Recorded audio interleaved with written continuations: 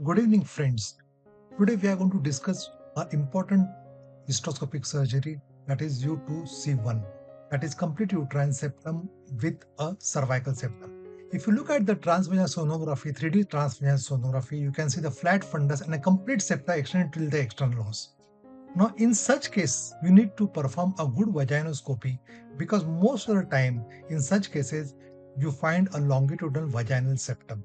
Now, Muller anomalies are usually found in general tract anomalies, usually found in 4 to 6% of the patient, and Mullerian anomalies, especially, are found in 0.1 to almost as high as 10%.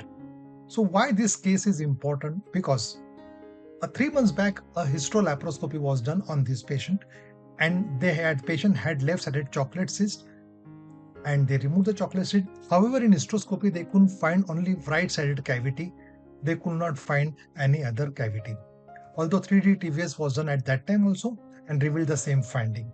Now, as we did a good vaginoscopy and entered the cavity, we could enter only the right side of the cavity, and you can see the right ostia there.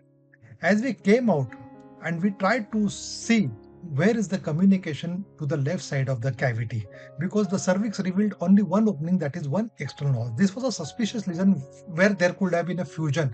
The other cavity must have fused. So as we were coming out, we could find this suspicious lesion, but we were not so much convinced about it. So again, we repeated the vaginoscopy and we tried to find out whether the cervix is single or double, or there are two external os with the intervening septum. However, we could see only one external os, and we negotiated that, and again we entered the right-sided cavity only. Now we followed the plica palmate and we identified the internal os. Now, as we went inside, we could again see the right ostia. You can see the striations on the intervening wall. This is the line of fusion of the uterus. And as we came out, just above the internal os, we could find a sort of a defect. Probably that would have been a sign of fusion of the cervix, and the patient might be bleeding from that side. However, there was no hematometra on the sonography, but we could not find the other cervical cavity, or we cannot negotiate into another uterine cavity. So this was the dilemma for us. So how to enter the other cavity was a big dilemma. Now, a diagnosis was confirmed by laparoscopy. We showed a flat fundus, but a single uterus. 3D TVS showed a complete uterine septum extending to the cervix, and there was no fundal invagination.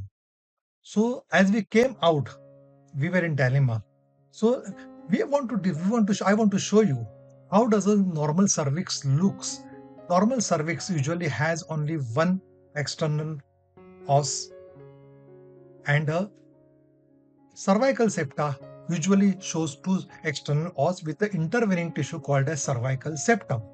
In this patient, we could see only one external os, and we negotiated through that. Let's proceed for the surgery.